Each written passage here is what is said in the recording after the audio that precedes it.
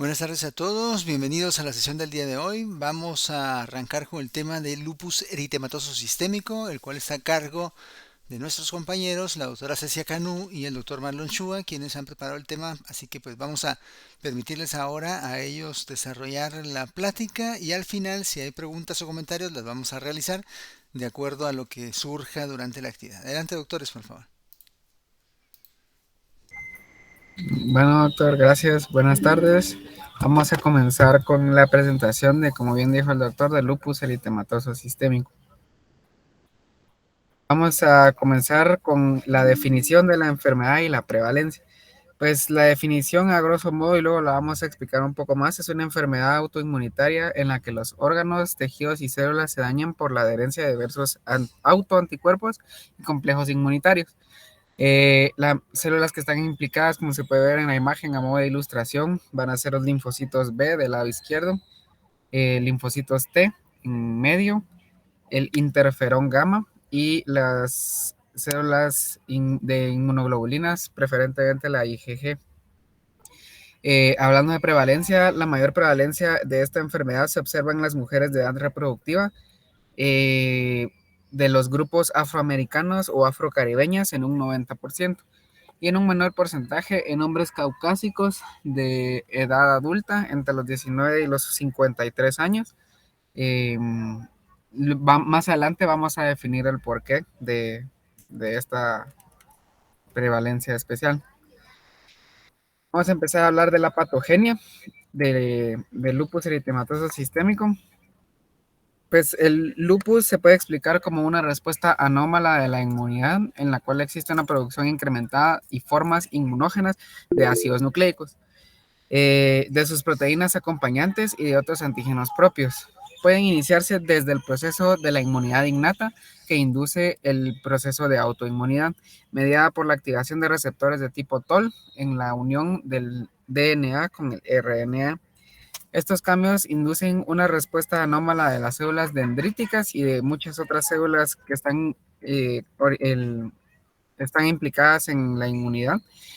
Las células dendríticas anómalas pueden producir interferón gamma y macrófagos activados que pueden producir citocinas y quimiosinas preinflamatorias. Las más estudiadas pues, es la interleucina 12, el factor de necrosis tumoral alfa y el factor de maduración de los linfocitos B. También van a existir neutrófilos que nivelan trampas de DNA proteínas y linfocitos citolíticos incapaces de destruir linfocitos B y T, lo que a su vez va a prolongar la actividad de la autoinmunidad. Dado que los linfocitos T van a presentar anomalías estructurales y funcionales, la acción de los linfocitos B y T, que son mediados por los TH10, se ve exagerada, produciendo una mayor tasa de apoptosis celular y citolisis. Los linfocitos B presentan los antígenos de las células lisadas y producen una mayor cantidad de interleucinas quimiotácticas, como va a ser la interleucina 6 y 10, sustancias que prolongan la supervivencia y proliferación de linfocitos T autorreactivos. Por su parte, las células fagocíticas van a presentar incapacidad para eliminar los inmunocomplejos, los cuales terminan siendo desplazados por procesos quimiotácticos y almacenados en diferentes tejidos. Estos depósitos activan a las células hísticas de cada tejido en específico que van a producir citocinas proinflamatorias locales, y así se van a comenzar a manifestar los diferentes síntomas por el daño tisular. Predominantemente estas células van a ser las células basales de la dermis, los fibroblastos sinoviales, las células mesangiales renales y los podocitos renales, y también las células tubulares renales. Los factores predisponentes para el lupus eritematoso abarcan desde factores genéticos, epigenéticos, del entorno y del microentorno. Como vemos en la imagen, este es un diagrama que está en el capítulo 364, que resume cuáles son los genes más estudiados y cuáles son las mutaciones del DNA que están más ligadas al lupus y a enfermedades asociadas. Algunos de los polimorfismos más marcados para el desarrollo de lupus y de enfermedad grave va a ser el polimorfismo STAT4, ligado a una enfermedad grave, a anticuerpos antinucleares, a nefritis y síndrome de antifosfolípidos. Y también va a estar el alelo FCGR2A ligado a nefritis por los receptores que se unen a los inmunocomplejos. Como lo habíamos mencionado antes, el género más femenino va a tener predisposición a lupus, en parte por factores hormonales y en parte por factores genéticos ligados al cromosoma X, de los cuales los más estudiados son el TRX1 y los picos de estrógeno. Cada gen aislado confiere un hazard ratio o HR, como lo vamos a ver en el libro, específico. Muchas de las prácticas cotidianas también van a aumentar o disminuir el HR para lupus. El tabaquismo y la exposición al silicio en trabajadores agrícolas aumenta el hazard ratio, así como el consumo de alcohol a 350 ml al día o a 2 copas de vino al día lo va a disminuir. La exposición a luz ultravioleta aumenta el hazard ratio por la metilación que sufre el ADN y por la apoptosis de los queratinocitos en la piel. Varias infecciones, a su vez, también van a estimular la autoinmunidad de los linfocitos B y T, como el virus del Epstein-Barr.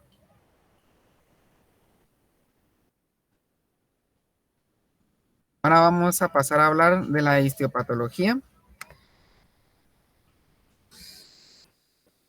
En la histopatología, entre los tejidos que se pueden biopsiar para un diagnóstico preciso, tenemos a la piel, el riñón y los vasos sanguíneos.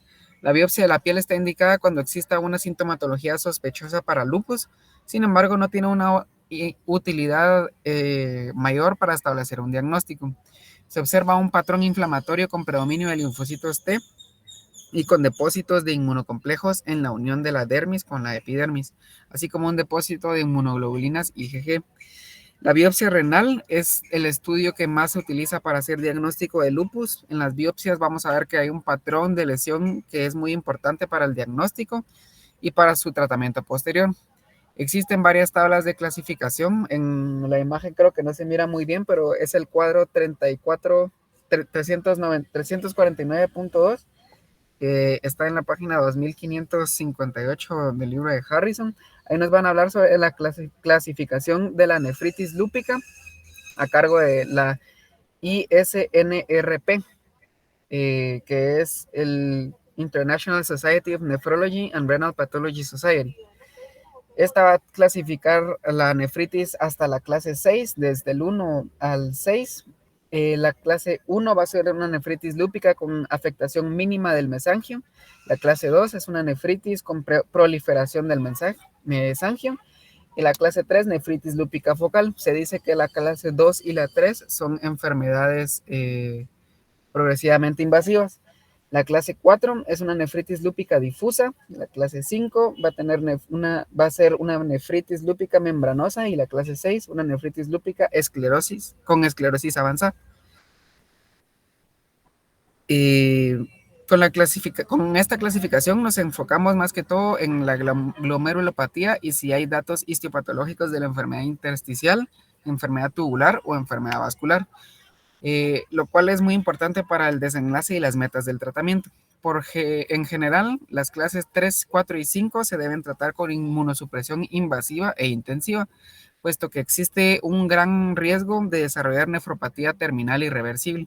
Por el contrario, las clases 1 y 2 o con cambios irreversibles extensos no se trata de esta manera. También hay criterios para la clasificación de lupus eritematoso. Esta a cargo es la tabla que tenemos a la par de la Systemic Lupus International Collaborating Clinic.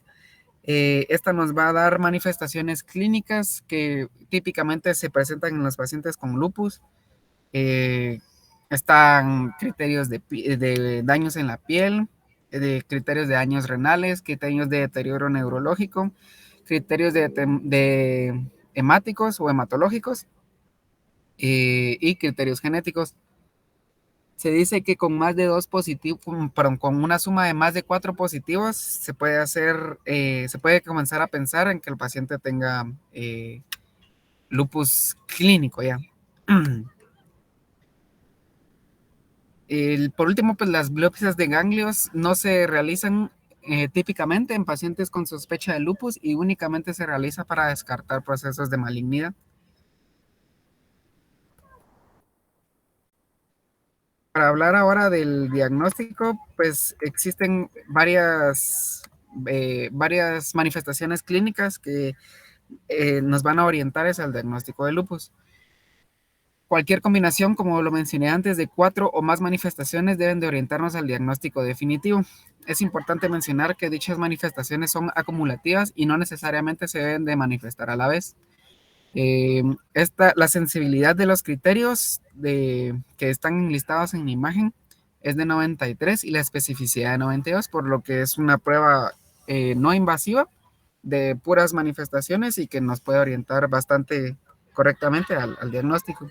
La prueba de antígenos contra anticuerpos anti-DNA o ANA son positivos en el 98% de los casos de lupus. Sin embargo, también existen casos reportados de lupus con ANAs negativos.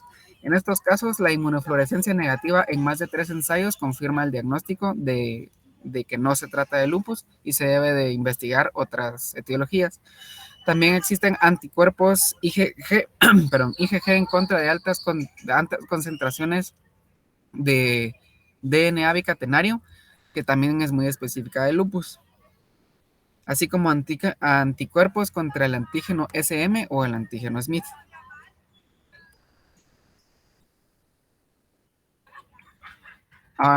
Tenemos una lista de todas las manifestaciones clínicas que existen. Esta lista pues está también disponible en el libro. Hay manifestaciones musculoesqueléticas, hay manifestaciones cutáneas, hemáticas, neurológicas, cardiopulmonares, renales, digestivas, trombósticas y manifestaciones oculares. Las que más evidenciables son, pues, son las musculoesqueléticas, cutáneas y las neurológicas. Vamos a empezar a hablar entonces de todas las manifestaciones que puede presentarse y cómo las debemos de interpretar. La sintomatología musculoesquelética más común se caracteriza por un edema de tejidos blandos en las áreas cercanas a las articulaciones que cursan con hipersensibilidad en tendones, articulaciones o en ambos. Menos del 10% de los casos presentan deformidades articulares como la enfermedad de Charcot-Marie-Tooth y algunas personas que padecen artritis reumatoide con erosiones satisfacen a la vez los criterios de lupus, que fue la tabla que teníamos antes. En estos casos, pues el síndrome como tal se denomina lupus, perdón. Los síntomas tienden a ser bilaterales y simétricos.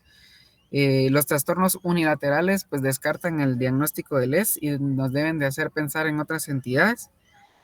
Algunos casos presentan miositis con debilidad muscular, aumento de la CPK y una resonancia magnética positiva con necrosis e inflamación en la biopsia muscular. Sin embargo, esto puede o no puede ser atribuible al lupus. En la mayoría de los casos, todas las manifestaciones van a ser básicamente mialgias sin datos de necrosis. Las manifestaciones cutáneas pues van a ser una de las manifestaciones más evidentes que se pueden observar. La más común es el lupus discoide. Es un tipo de lupus crónico que consta de una lesión observada como un área exantematosa circular de bordes bien definidos y de textura elevada, en donde se destruyen todos los apéndices de la piel, como es la primera foto del lado izquierdo, afectando la cara y el cuero cabelludo de las personas. El 5% de los pacientes con lupus discoide presentan lupus como tal, pero sin embargo el 20% de los pacientes que tienen lupus presentan lupus discoide. La forma subaguda del lupus en la piel va a ser una lesión en una placa eritematosa que van a ser escamosas, rojizas y muy similares a la psoriasis o lesiones como el líquen plano. En todas las formas, los pacientes son muy fotosensibles y con exacerbaciones del exantema cuando reciben luz solar directa. Otras formas no tan comunes de lesiones cutáneas van a ser el líquen plano como tal, las bulas y la paniculitis.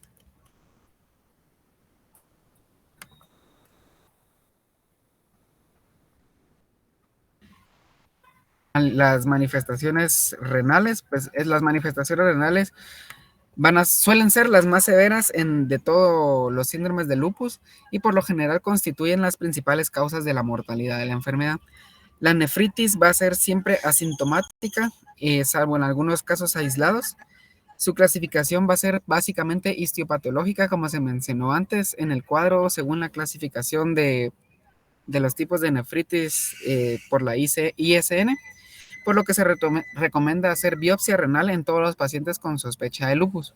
Los enfermos de clasificación 3 y 4 casi siempre presentan una proteinuria importante, de más de 500 miligramos en 24 horas, y casi el 50% de los casos cursa con hipertensión simple. Si los síntomas de la nefritis proliferativa no son tratados a tiempo, el paciente desarrollará una nefropatía terminal irreversible al cabo de 2 años o menos, por lo que el tratamiento con inmunosupresores de manera aguda e insidiosa es muy importante para el porvenir del paciente.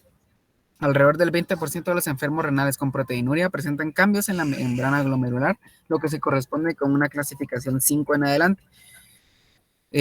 Los síntomas tienden a ser constantes con al menos una exacerbación anual y que obliga a aumentar la dosis del tratamiento con glucocorticoides, en esencia la prednisona, por lo que está indicado el monitoreo de la presión arterial, la dislipidemia y el riesgo de aterosclerosis periférica. Por último, las manifestaciones del sistema nervioso central. Pues durante la anamnesis del paciente que presenta afectación del sistema nervioso central es necesario establecer si el origen es causado por lupus o por alguna otra enfermedad. Y en caso de ser por lupus, se debe iniciar con inmunosupresión de manera inmediata, de igual importancia es necesario saber si los síntomas son el producto de una enfermedad difusa del sistema nervioso central o por una patología vascular obstructiva. Cuando la patología es difusa, se requiere de inmunosupresión, mientras que cuando es obstructiva, requerirá de anticoagulación.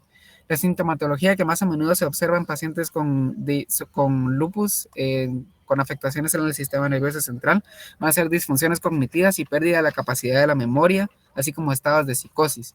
También son muy frecuentes las cefaleas y menos frecuentes los episodios convulsivos.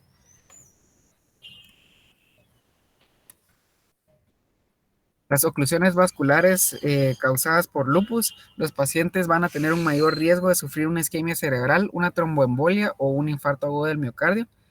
Pero esto pues obviamente no va a ser únicamente atribuible a lupus.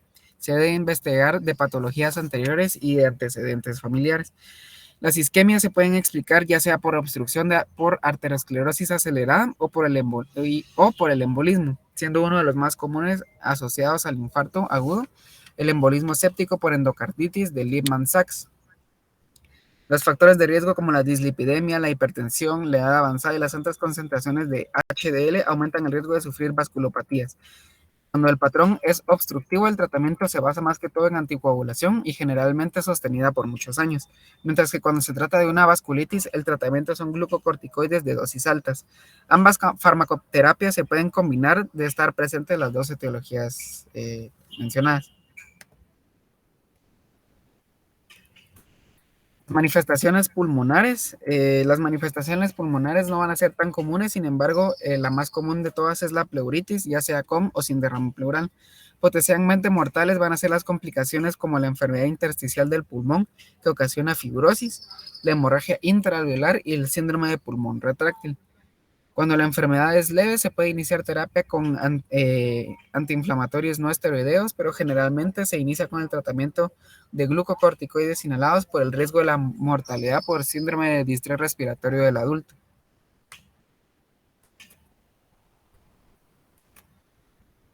Manifestaciones cardíacas. La manifestación más común de pacientes con lupus va a ser el dolor precordial correspondiente a pericarditis, el cual siempre se responde a antiinflamatorios. Las complicaciones potencialmente mortales son la miocarditis y la pericarditis fibrosante de Lieberman-Sachs. Esta pues es la imagen que tenemos del lado izquierdo, donde se observan vegetaciones más que todo de las válvulas mitral y aórtica, que no van a ser sépticas, van a ser estériles. No se ha demostrado que el uso de glucocorticoides tenga un mayor impacto en la endocarditis y en la miocarditis, pero el tratamiento se basa en un esquema de dosis altas de los mismos, combinado con farmacoterapia para la insuficiencia cardíaca que está por venir. Bueno, continuando con las manifestaciones hematológicas, las más frecuentes es la anemia, lomocítico neumocrómico. Es frecuente en enfermedades crónicas. También tenemos la leucopenia, que consiste más que todo en linfopenia, y también trombocitopenia, que suele ser recurrente. Cuando hay un recuento de más de 40,000, que no haya hemorragia, no es necesario que se hagan medidas terapéuticas. En los primeros episodios de trombocitopenia y en casos graves se proporcionan altas dosis de glucocorticoides como tratamiento. Por ejemplo, 1 miligramo por kilogramo día de prednisona. En las manifestaciones del aparato digestivo, los pacientes van a presentar náuseas, vómitos, diarrea, así también pueden presentar dolor abdominal, que va a ser difuso por causa de peritonitis autoinmunitaria o vasculitis intestinal, o puede ser por ambas a la vez. La vasculitis intestinal suele ser muy peligrosa, puede dar complicaciones como perforaciones isquémicas, hemorragia y septicemia. Las manifestaciones oculares, pues aquí van a presentar el síndrome de Sjögren, conjuntivitis inespecífica, y las más graves van a ser la vasculitis retiniana y neuritis óptica. En las pruebas de laboratorio, pues nos van a servir para establecer o descartar el diagnóstico del paciente, vigilar la evolución y también identificar efectos secundarios. Tenemos detección de autoanticuerpos, tenemos los anticuerpos antinucleares, también tenemos alta concentración de anticuerpos de inmunoglobulina G anti-DNA bicatenario, que va a ser específico para los anticuerpos anti-SMIP. También la prueba de ELISA para cardiolipina y antiglucoproteína beta. También tenemos el anticoagulante lúpico que se detecta con tiempos de protrombina activa sensible basada en fosfolípidos. Para estandarizar el diagnóstico del LES se realizan biometría hemática completa, recuento de plaquetas y análisis general de orina. Ahora, para vigilar la evolución del paciente se realizan análisis de orina para detectar hematuria y proteinuria. También se mide la concentración de hemoglobina, recuentos plaquetarios, creatinina y albúmina sérica. Para determinar si hay brotes con disminución del sistema de complemento. También podemos ver si hay aumentos de anticuerpos contra ADN, proteinuria también, y si hay empeoramiento de la anemia. Ahora, con el tratamiento de lupus eritematoso sistémico, los pacientes que presenten fatiga, dolor y hay evidencia de autoanticuerpos indicadores de LES, se van a tratar los síntomas con analgésicos y antipalúdicos. Se usan AINES, sobre todo en artritis y artralgia. Los antipalúdicos suelen reducir la dermatitis, la artritis y fatiga. Por ejemplo, los medicamentos que se usan son la hidroxicloroquina, cloroquina y quinacrina. Debe haber mucho cuidado al usar estos medicamentos. Debe haber observación oftalmológica. Tenemos ahí el listado de medicamentos que se utilizan para tratar esta enfermedad. Tenemos que el belimumab es eficaz para la fatiga, exantema y artritis. Para la dermatitis lúpica, el tratamiento con protector solar, antipalúdicos, glucocorticoides tópicos son los más frecuentes que se utilizan.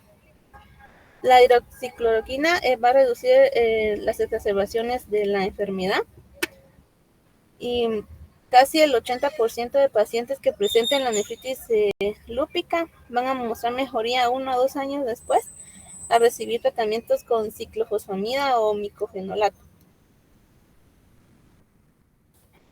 En situaciones especiales, en casos de nefritis lúpica semilunar, se suelen tratar con ciclofosfamida. También hay nefritis lúpica membranosa que se trata con glucocorticoides, ciclofosfamida para reducir la proteinuria. Ahora en el embarazo y el lupus, tenemos que las mujeres embarazadas van a presentar mayor tasa de abortos y muerte fetal. En las mujeres embarazadas debe haber controles con hidroxicloroquina y si es necesario también se usa prednisona y prednisolona. Se va a usar en dosis más bajas de lo normal, que sean eficaces y por menor tiempo posible. Las pacientes deben considerar no amamantar si necesitan el tratamiento con lupus. El tratamiento con heparina y aspirina en dosis bajas va a aumentar de forma notable la proporción de nacidos vivos. También tenemos el lupus y el síndrome de anticuerpos antifosfolípidos. Los pacientes van a tener, los pacientes pues que tengan coagulación sanguínea venosa, arterial o abortos espontáneos repetidos deben tratarse con esquemas terapéuticos anticoagulantes prolongados. Deben tener una meta de un INR de 2 a 2.5 si es pacientes con coagulación venosa y de 3 a 3.5 si son pacientes con coagulación arterial. También tenemos la dermatitis lúpica, que debe tratarse con una mínima exposición ultravioleta, bloqueadores solares, ropa adecuada, glucocorticoides y antipalúdicos, sobre todo hidroxicloroquina.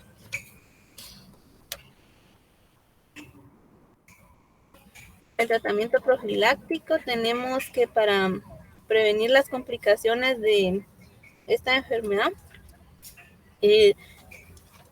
se practica lo que es la vacunación correspondiente a distintas enfermedades, por ejemplo, la neumocócica, la influenza. También se deben suprimir infecciones del tracto urinario recurrentes. Y también en las mujeres que son posmenopáusicas se debe proteger contra la osteoporosis, prevenir también la aterosclerosis, las dislipidemias, hiperglicemia y obesidad.